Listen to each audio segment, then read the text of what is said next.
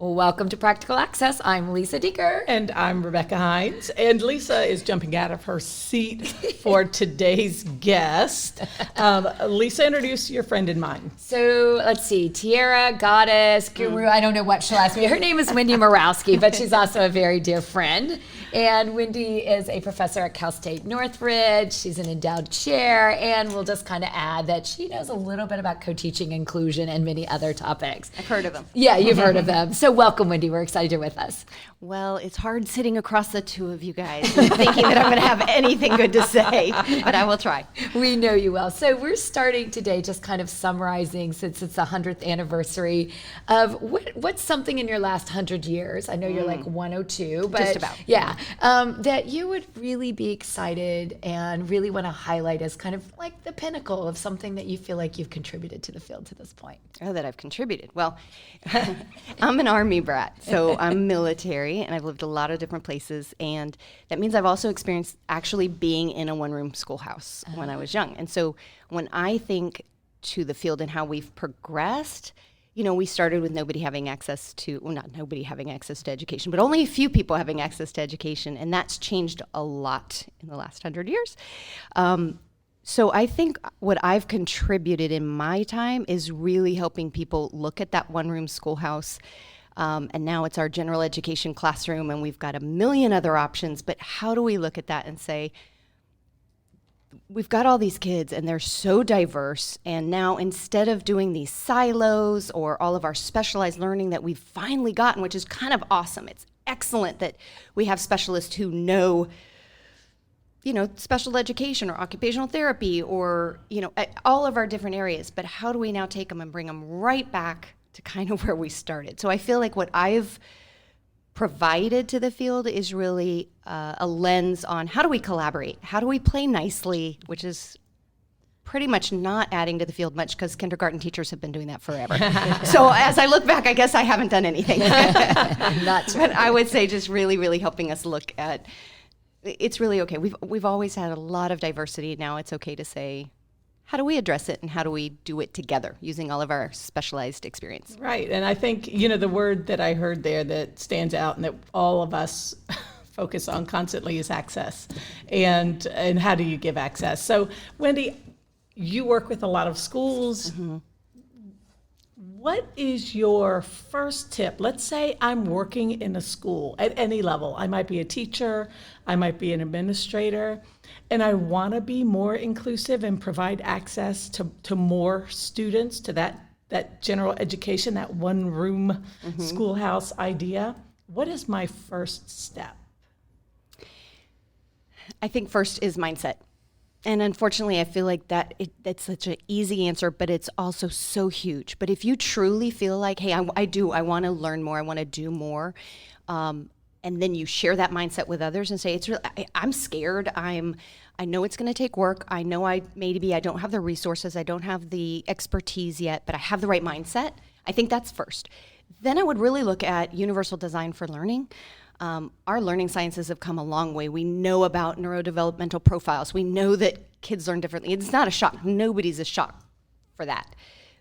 But because we know that, if we now have the mindset of, okay, so how do I just start providing all these different means, it's going to help access. It's going to help inclusion, and not just kids with identified disabilities, but really it's really about everybody. It's that one-room schoolhouse. Right. So if I'm a teacher, then it's maybe those things sharing shoulder to shoulder, and if I'm an administrator, maybe I'm planning for my building. It's still the mindset piece with the administrator. It's really helping everybody understand, look, we're in this together. We do have a lot of expertise in our own schools. We can bring in experts for sure, but we have a lot of expertise. Even that UDL, even that universal design for learning can be modeled by an administrator to say, my faculty are different. They have different areas of expertise. They have different passions and strengths. How can I change my faculty meeting to model the fact that I respect differences in everything I do? And that goes from the district office on down. If we keep doing everything lockstep in the way we've always done it, we're not modeling that we want something different. So I love the fact that, you know, you talked about a one-room schoolhouse, but you really said, but don't treat anybody like the same. So I love that paradox. And so I know something that you believe in that you've seen is one person can change the world. And so imagine the world, I don't know, 10, 20, 50, 100 years from now in the field of special ed.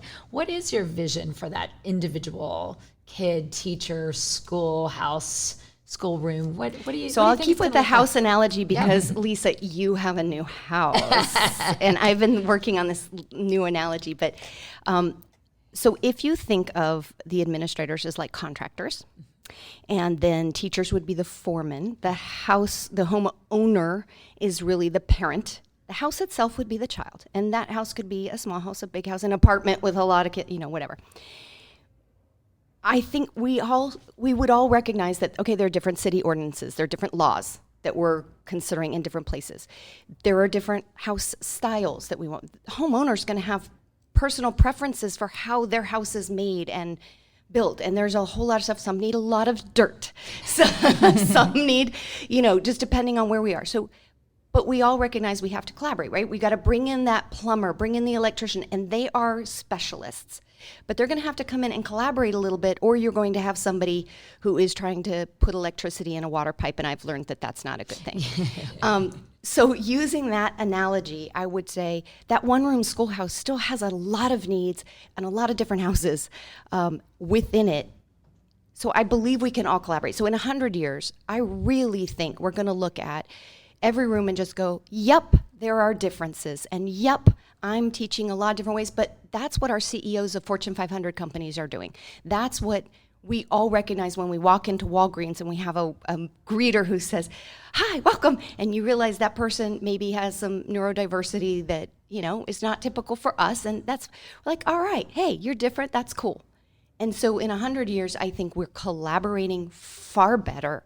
We're really recognizing, I think we're starting to do that at this 100-year celebration. Like, we're celebrating differences. And I think people are truly doing that, really, or wanting, maybe I should say. We're really wanting to do that. That's why diversity, equity, inclusion is so big in companies and not just in schools. We're really looking to what can we do better? So I think we're going to get better. It's slow road, but I think that one-room schoolhouse is going to have a lot of people collaborating for it, in it. Well, and it's interesting. I have one other quick follow-up there, and this is kind of my last question for you, but I think also coming out of this time of change in services from online, face-to-face, hybrid, back, do you see that contractor having different ways kids might even be going to school? Yeah, without a doubt. And if you think about universal design for learning is all those multiple means, right? If I am having a contractor, I might have somebody who is just going to Zoom with me and talk about my needs. I'm going to have others who recognize, no, you need to come out and physically show me what you're talking about and map it on the floor because I don't get it. But definitely, there's so many people I've talked to who have said, actually, the pandemic for me was good. I recently published a T-Care newsletter. It's a peer-reviewed newsletter. And one of the authors was a junior in high school from West Virginia. And she wrote so articulately that she has dyslexia. And she said, finally, what this did was it leveled the playing field. All my teachers who have told me in the past, I'm not allowed to give you more time. Well, now everybody had till midnight to turn it in. And those hours made a difference for me. Every one of my teachers who said, I can't figure out the technology to let you use, whatever your devices are. Now it's like, oh, you have devices, thank God. I need those. So from the perspective, obviously pandemic's hard, awful. But I do think it's made us recognize that, again, not only do kids learn differently or do we teach differently, but let's embrace that. Let's learn from that and then move forward from there. And I think that's what we've been doing. Again, slowly, this is not a quick process. I'm always about baby steps. But I do think we're doing a better job and we're learning. Well, Wendy, thank you for helping us see the field in a new way with a new model. We're going to take your construction model and we'll build on it. Oh my God, da-dum-bum. Nice. Well, thank you for joining us, Wendy. We appreciate you, and you really have been impactful both as a friend and as a leader in the field. So thank you for that. And so if you have questions, please send us a tweet at Access Practical or post a question to our Facebook page. Thanks. Thank you.